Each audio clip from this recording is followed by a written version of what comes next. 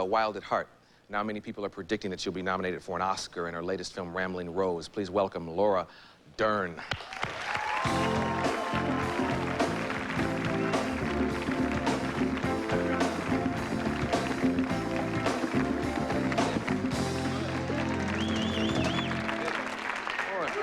Here's something that I wanted to ask you last time and forgot.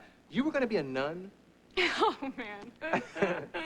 He always gets you right away, doesn't he? Is that true? Well, briefly last year, because of the other sex, thank you, men, I had a momentary lapse in wanting relationships. Yeah.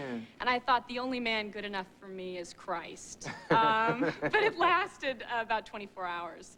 And I went through that phase, and then I wanted men once again. Yeah. So it was a brief interlude with the Roman Catholic Church, so. It's interesting. And men did that. Well, briefly, but I'm over it. And everything's promise. all right. You must have a great man in your life now. Well. He's the all right man. Arsenio. Oh, yeah. Whatever you need. You know. Whoa, what an offer. Woo! The sun's picking up, guys. Now, your dad is Bruce Dern, and your mom is Diane Ladd. Right. Both of which we know. Were you conceived during actually a biker movie? A biker movie called The Wild Angels in 1966. My father was, a photograph actually that I show people of, you know, this is my family portrait, is my father dead with a joint in his mouth and my mother lying her head on his shoulder, and he's wearing some bizarre biker helmet, and I'm like, this is my mom and dad. Yeah. And yeah, I came out of that world, was born on a Roger Corman movie, so born right into that world. Yeah, and your mom has been working with you a lot lately, and she's in this movie. Yes, we started last year. We did Wild at Heart together, and then again this year in Rambling Rose, she plays the mother of this household that I come to work for as a housekeeper, but her character is called Mother, and she's sort of the most supportive, nurturing character I think you'll ever see in a movie, and it's quite beautiful to do that with my real life mom, and it's a wonderful film that I'm really excited about. Yeah, tell me a little bit about your character. Wow. Rose is, she's a wild girl. I think she would have done very well in this day and age, but unfortunately she was born in the 30s in the Depression era in the South. And wanting to be free and loving boys and wearing very skimpy clothing and being very desperate to find Mr. Right was not as approved of in the way she wanted to handle it. So she got herself into a lot of trouble. But she's great. She's, you know, I would set her up with any friend of mine, for sure. They'd have a great time. Yeah. We have a clip. We should show them. Great. I believe this clip takes place towards the end of the film. Robert Duvall plays the father of the household, and he's constantly reprimanding Rose for being too wild for her own good and certainly for the family's good. And once again, she's caught with a boy, and this isn't sort of good behavior for a housekeeper in their home. Okay. Let's look at it, Sandy. I'm afraid that your friend Billy is injured now. Where are his clothes? Oh. Under the mattress. I didn't want you to be mad. He wants to marry me, Mister. He's really a sweet boy. I can't marry him. I mean, you know, he ain't got no money and got no job. He's too young and all, but... Well, he loves me, and... Well, I was just thinking maybe that you wouldn't want to hurt him or anything. No, I won't hurt him, Rose. Mr. Hillier, I know I was bad, and I had not to have done it. But I am only a human girl person, and I ain't always perfect. Don't fire me.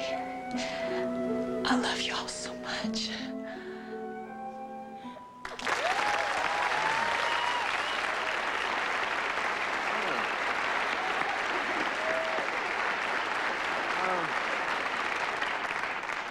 So you spent a lot of time on the set in bed with a 13-year-old kid. I sure did. 4 days in bed with Lucas Haas. And it was an incredible experience, to say the least. He's amazing. I mean, the scene is being talked about a great deal, obviously. It's rather risque to a lot of people, and I find it very moving. It's hysterically funny. I mean, it's about a boy's discovering this sort of grown woman in his bed and her kind of lamenting over her relationships with men. And they kind of, you know, go through this experience together, which I'll leave you with that. You have to see the film to find out what happens, but it's great. And Lucas, who was in Witness, the little boy in Witness, has grown up beautifully, and he's fantastic. And of course, Robert Duvall was incredible to work with.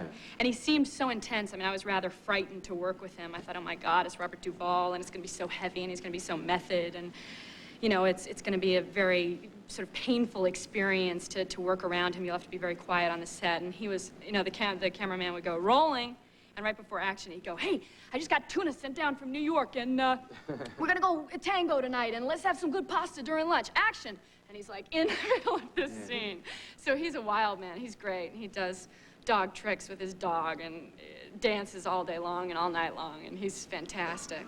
He's really fun. There's a clip that they sent us, and your character has this quote. Girls don't want sex, girls want love. What about men? What do men want? Yeah. Well, I hope that we want the same thing. I mean, I think we all want love, and once we found love, we want a lot of sex. With the one we love. Good answer, good answer. Yes. But sex is, you know, God, you gotta have love, man. Love's cool, you know? Yeah. Love's a cool thing, right? Who directs this movie? Martha Coolidge directed it, who brought us Valley Girl, real genius. She's a wonderful director. I think she was great for this movie, being a woman and being incredibly sensitive to this character, Rose. And like I said, it's Lucas, my mother, Diane Ladd, Robert Duvall. Rennie Harlan produced it, who directed Die Hard 2, and luckily came to our rescue after 5 years of trying to get it made, and got the movie made, and produced the film, and it's out, and we're really happy. You've also done 2 movies in your life with David Lynch. Right. Who's a good director? He's a good director and a wonderful friend. And, you know, everyone always asks me about David because he seems so eccentric, to say the least, and he comes off extremely normal in people's eyes and interviews. And I went over to his house once thinking, you know, he really is a normal guy. His furniture's in the right place. He's got like 3 pieces of furniture and a stereo system, and that's it, you know? And I walked into his kitchen, and I opened the freezer, and there was a fish head, pieces of a chicken, and mice in the freezer. I was like, David, what do you plan to do with these things? And he makes kits of animals. He makes animal kits. And he disassembles the animal after they're dead. Yeah. And takes a photograph of it as though it's a kit on how to make an animal. And I thought it was so bizarre, and since my father was kind of bizarre, that I would give my father this gift at Christmas, and he practically kicked me out of the house. So I think you have to be rather eccentric yourself to get into it. But you never know with David what you're gonna find. Yeah. I never know what I'm gonna get when I ask a question. Boy. Rat kits. Congratulations on everything, and I hope this movie does well, and keep stopping by when you have something to tell us about. Great, thank Laura you. Dern.